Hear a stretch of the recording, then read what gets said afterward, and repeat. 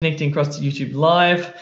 Now, some of you may have difficulty viewing this live class in your current settings. I don't know why, but if your computer screen looks blurry or if it's not formatting properly on your screen, you'll need to watch this on YouTube Live. So what I'm going to do now is paste the link to YouTube Live into the chat, or you can just go to YouTube and type in E2 OET.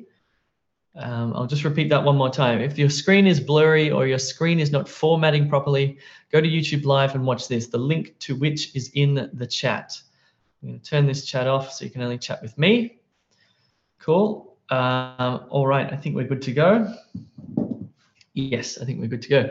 Hello, everybody in the Zoom webinar and on YouTube Live. My name is Jay. I'm one of the expert OET teachers here at E2 Language, of which we have a few expert OET teachers working who you can take tutorials with if you need help with your writing or speaking or reading or even listening. We can certainly help you out through our online course and tutorials and feedback. Today, however, we're going to look at OET Reading Part B. We're going to look at the different question types, and we're going to look at, well, we're not going to look at some practice, we're going to do some practice. Because it's one thing to look at something, it's another thing to do it. And I'm going to put you under a bit of time pressure as well. So if you are not familiar with Reading Part B, which, by the way, is worth twice as much as Reading Part A. What happens is on test day is people do Reading Part A and they freak out, and because you have to move so quickly in 15 minutes, and they do Reading Part B and you get 45 minutes, so you get about 2 minutes per question, and it actually feels a lot easier. However, it's worth twice as many points.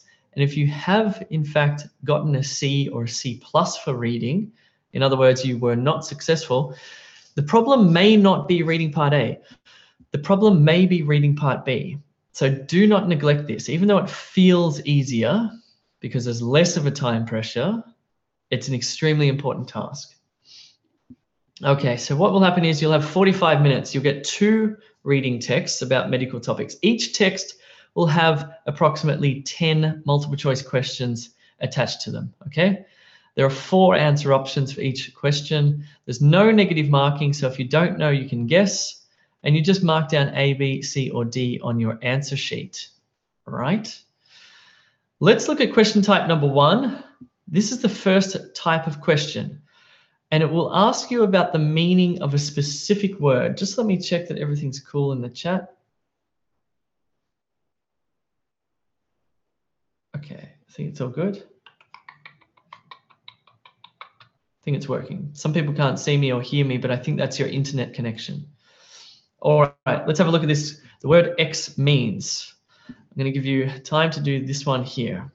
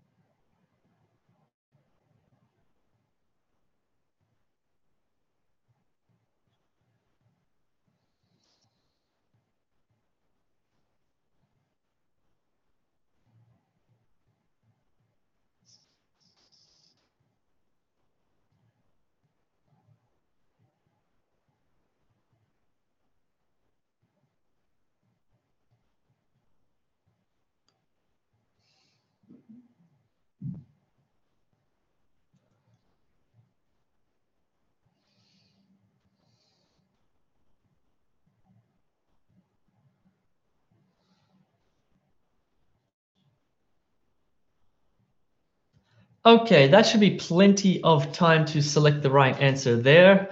The word relentless in paragraph 1 means, the good thing about these types of questions on test day, it's underlined here, and then the word is also underlined in the paragraph, so you'll have no problem finding the word, right? Now, the only problem is, does it mean unstoppable, unmerciful, rapid, or stubborn? That's what you have to decide. Let's do question type 2. Of course, we'll look at the answers at the end. Let's do the sentence completion type of question, which looks like this.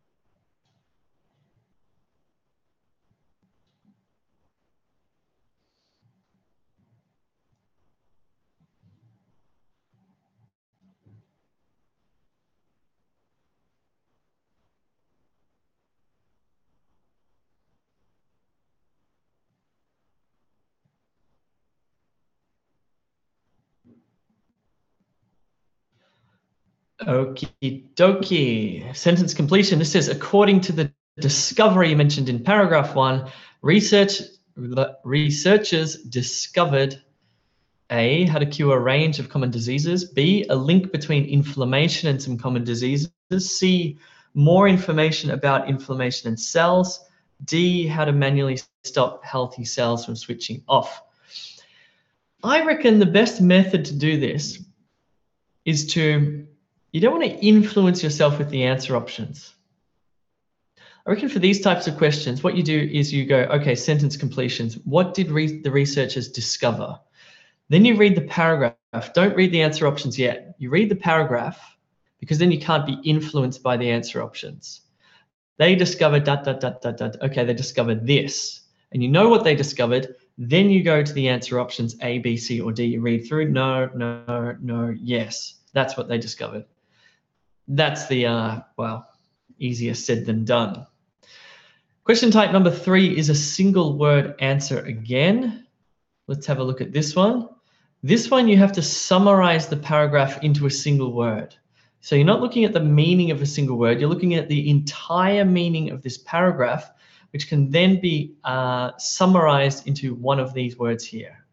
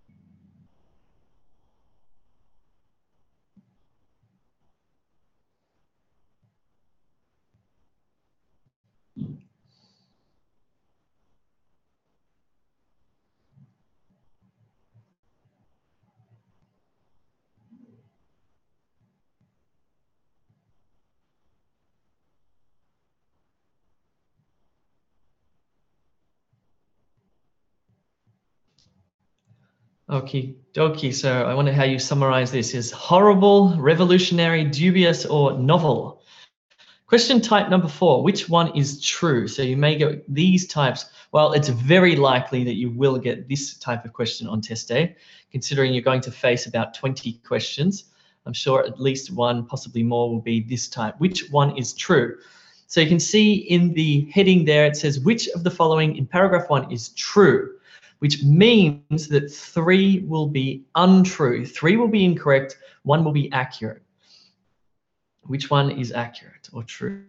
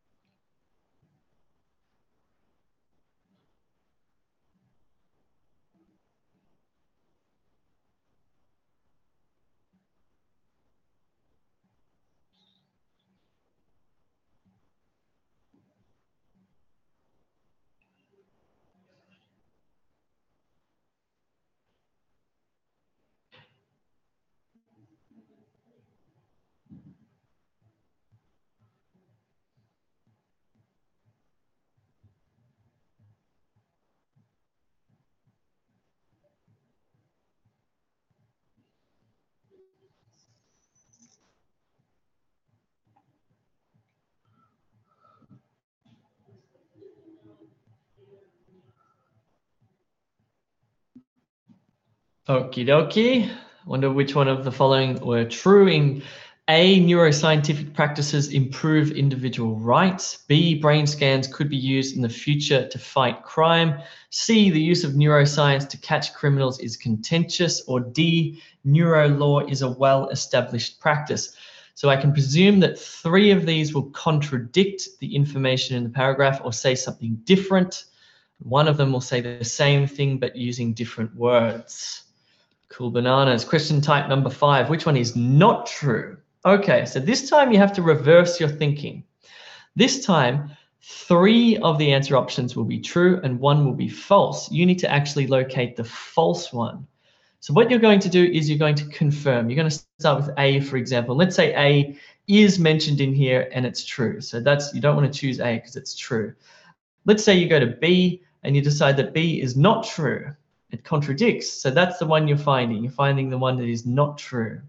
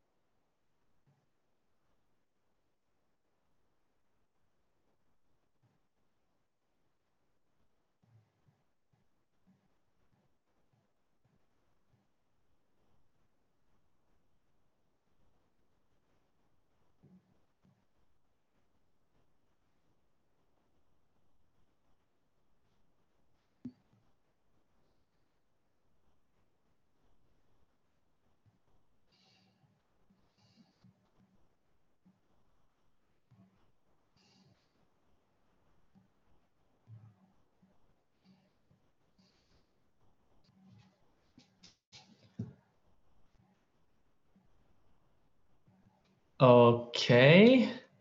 Right, so they were the main question types that you will see in your reading part B on test day. I'm sure there are a few others, but they're the only ones that I could locate as far as I know.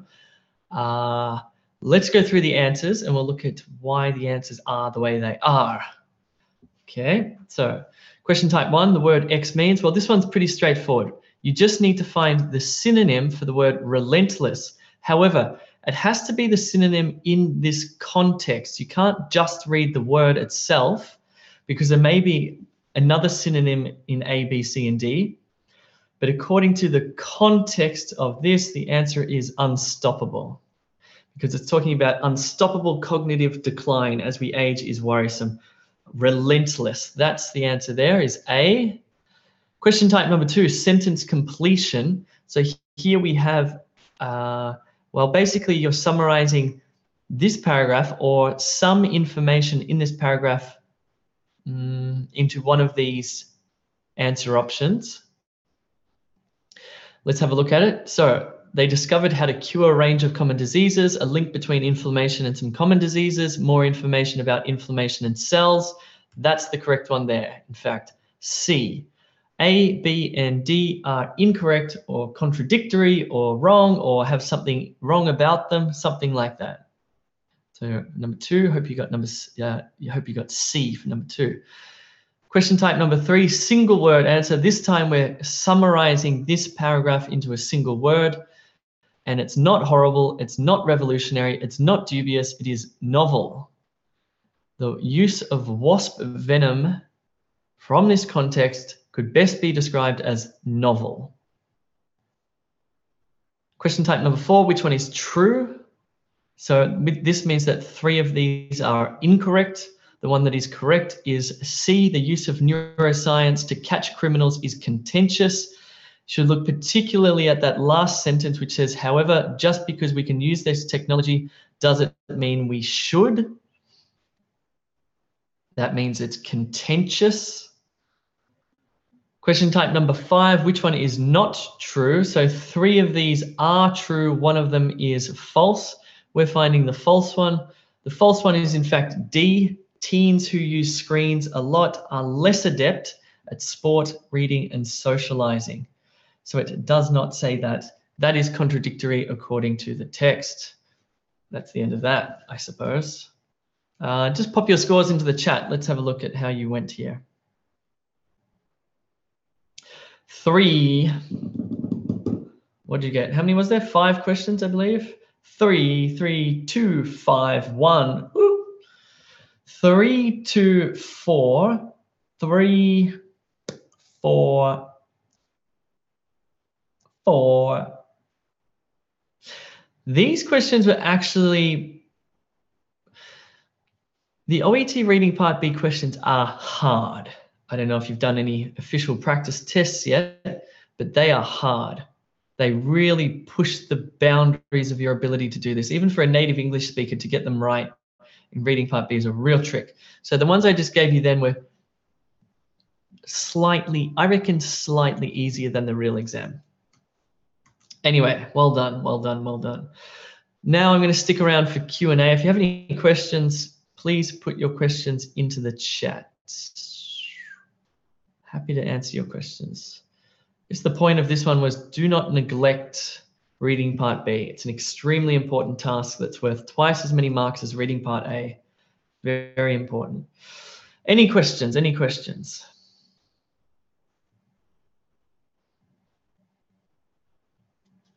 Nope. No questions? What's going on? Okay. Question from Navdeep. How can I increase my vocabulary range? Yes, that's right. Well, the good thing is, you know, you're going to be reading on medical-based texts. So that should be easier for you, considering all of your training and professional expertise has been in the medical industry. Look, vocabulary building is just one of those things that's hard and long and doesn't really work that well. I believe that carrying around, that writing down words is the best method for increasing your vocabulary. So you need to read widely, and you need to read in select vocabulary that you're not sure of from the context of what you're reading and write it down. I'm struggling with reading part A as well. I just did 15 on time. Okay. So in reading part A, you'll have about 30 gaps to fill in 15 minutes. That's 30 seconds per gap. So if you're filling 15, that means you're filling 1 per minute, which is not enough. You need to aim for 30. Your objective in reading part A is to try to complete the summary. Even if that means you have to guess some, even if that means you're not sure about some, even if that means that you skip some and come back to them later, that's fine. What the biggest mistake that people make with reading part A is they do it very carefully and they make sure that number 1 is correct and number 2 is correct and number 3 is correct. You need to be a little bit, well, yeah, reckless, I suppose. Have a little bit of reckless abandon.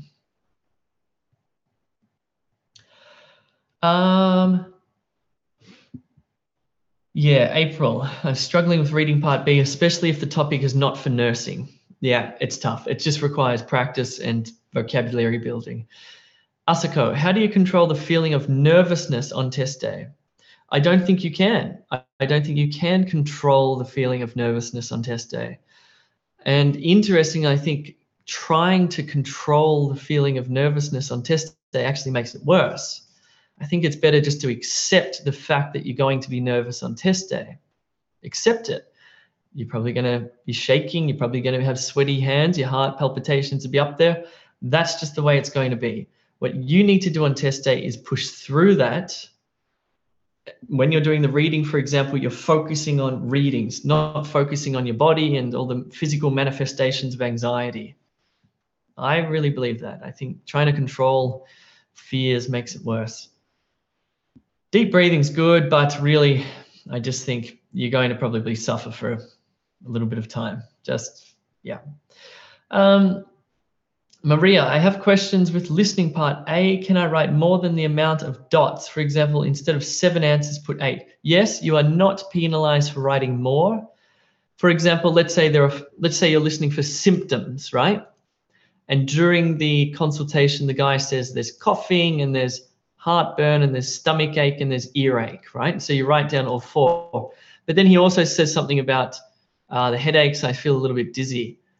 So let's say you put that as well, or something else, whatever maybe even something irrelevant. It doesn't matter. As long as you get those 4, that's what the markers are looking for.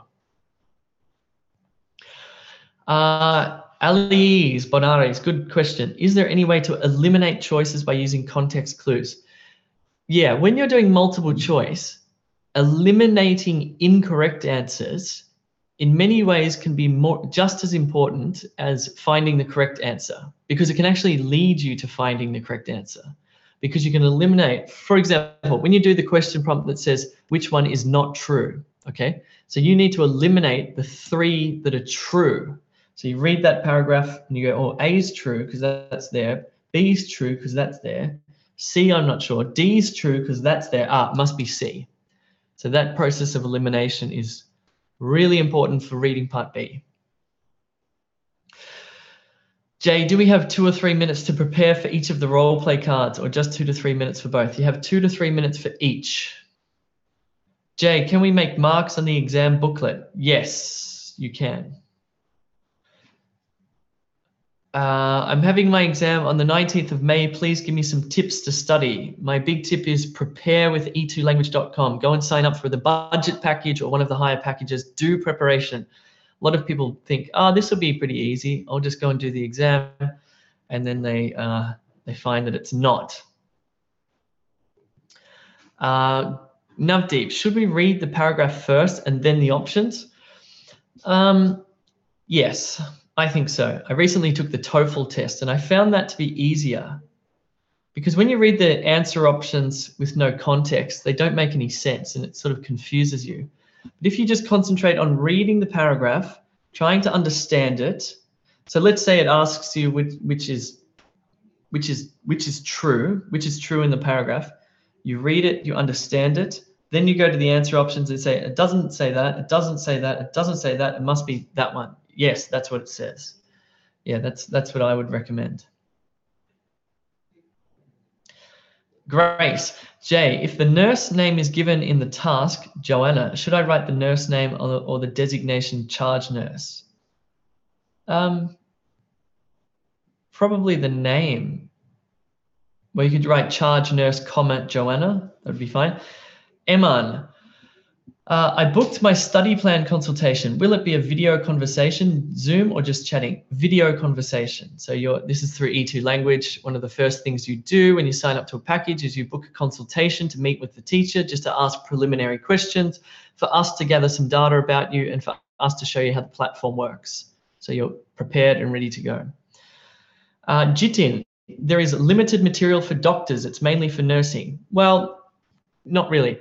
Listening, reading are for all professions, right? Speaking, we have role plays for doctors. Writing, we have 3 writing subtests for doctors. Now, for nursing, we have 5. Now, you should still, even if you're a doctor, you should still be doing all of these skill building activities from the writing section. For example, the ones on selecting case notes, interpreting case notes, organizing case notes, transforming case notes, because that still applies to everybody, right? Doctors, dentists, physios, etc. So still do the nursing content for writing. It's extremely helpful.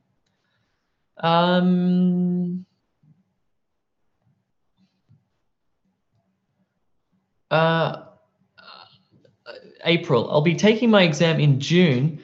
What should I do first with the subtest? What subtest should I do first? It's not up to you. They give you the subtest you do first. I think, please correct me if I'm wrong, I think you start with listening. Navdeep, do you guys provide any face-to-face classes in a classroom? No, but we might begin doing that in Melbourne. We'll let you know. Hafida, is it possible to not find the word sometimes and need to guess the correct answer from your understanding? Yes, if you don't know, guess. Ritu, what is the best way to get the desired score in writing? Prepare, get feedback on your writing. Use a method like the E2 language method. Elias, during the listening test, will the recording prompt the examinees when to proceed to the next number? Always. Yes, you have time to select the answers or to read you have time to pre-read, you have time to listen and find the answer, you have time to write your answers into the answer sheet. Grace, I am planning to take my exam in the month of June. I'm a paid member. What is your advice when to take the one-on-one tutorial? When you start to feel comfortable that you understand the methods and you've done a bit of practice. Simone, if I get a C on reading part A, is it possible to get a B at the end of the whole test? Yes. Remember, reading part A is worth half as much as reading part B. So if you do well in reading part B and not so well in reading part A, you can still get a B in reading. April, give me some tips on how to study. E2 language, everything is there. Elias, are we going to be penalized for including too many case notes? Yes. Sanjit, is the OET exam computer-based? No. Asako, I prioritize that I build more medical and academic vocabulary first. Next, I started to practice reading and listening. Is there any good flow of preparation for the test? I won't say it again, E2 language. Ahmed, will they give us 2 paper readings at the same time so we can wait till we finish part A and move on to part B? No, they give you reading part A, then they take reading part A, then they give you reading part B, then they take reading part B. Syed, under exam conditions, are we allowed to read the patient's card? I think you mean in speaking there. No, you can only read your card. April, what should I practice first? Listening, reading, writing, speaking? It doesn't really matter. Maybe focus on your weakest skill. Anu, how to practice OET speaking alone? It's hard. I would suggest not practicing alone, even just practicing with a friend or your partner, or yeah, it's a pretty hard one to practice alone. Okay, let me go to YouTube Live and answer some questions. Sorry, YouTube Livers. Jay, should we always start with the phrase "in the view of the above" in writing conclusion part? No, should never. There's never any absolutes with writing. You should always remain flexible.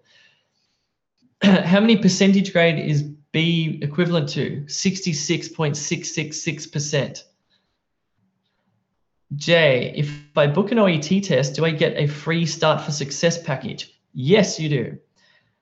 You can just go straight and book that now, actually. You don't even need to book the test. Emerson, Jay, if I book an OET, I've just answered that.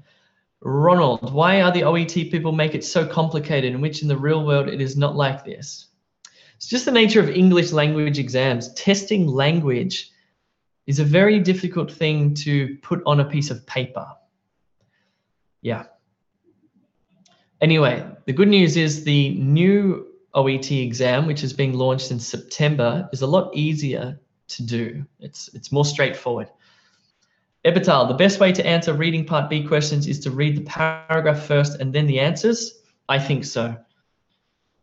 When we are writing a referral letter to a social worker, we're not allowed to use medical terms? Correct. You need to be aware of who you're writing to and whether they will understand your jargon, your technical language. If you're writing to a fellow doctor, for example, then certainly use the technical language. If you're writing to the parents of a child, would you use technical jargon? No. Think about that. Takeshi, I got C in reading only last March exam. How to quickly scan text that has charts or graphs? Yeah, reading part A just requires practice, but also just, I mean, you can just scan read. You could go to Google Images, type in medical graph and practice scan reading those. But yeah, it'd help. Shanti Joshi, hi, I had given OET in March and I got C in writing and B grade in other 3 sections. Also, I'm applying for Australia. Kindly give me feedback whether I have to give all sections again or only one. I'm not 100% sure, but for Australia, I think you need to do all sections again. However, you need to do all sections again. However, I think that if you get a C in reading this time, that's okay because you can use your previous score, but please confirm that. I'm not 100%. Syed, if there are notes on different days visiting in writing exam, do we write chronologically as per importance? Good question. They are the 2 main structures.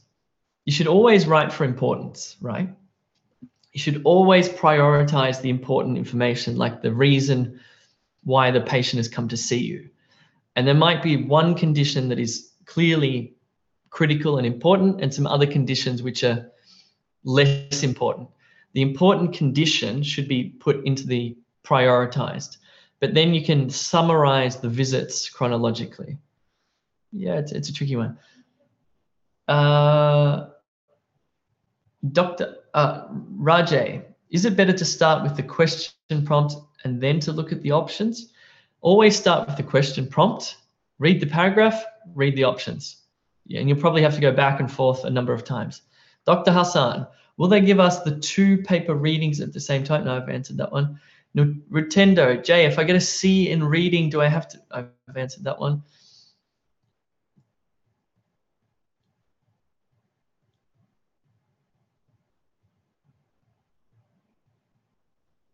Jay, I registered with E2 Language with a silver package and they send to me medical notes to write. Will I receive a feedback or a sample? Yes, when you take your tutorial. So you should write your sample, book a tutorial, meet with the teacher, spend 45 minutes going through your writing, 1 or 2 perhaps, possibly even doing a speaking role play. And the teacher will give you critical feedback on your writing and provide you with a sample. Does E2 course enough for preparation for OET exam, or we must practice previous exams? It depends on your current level of English. If you're quite good, quite advanced, then it's probably enough. If you need lots and lots of practice, then we recommend buying the books from the from the OET shop. They're very good practice materials. Okay, last few questions. Navdeep, are there any mock tests available on E2 Language? The whole test, including all the modules in one go? No, we've separated them out into subtests, so you don't do a 3-hour exam.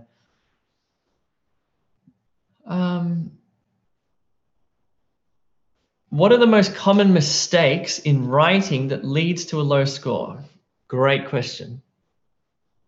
Being inflexible, memorizing a template, that will lead to a low score.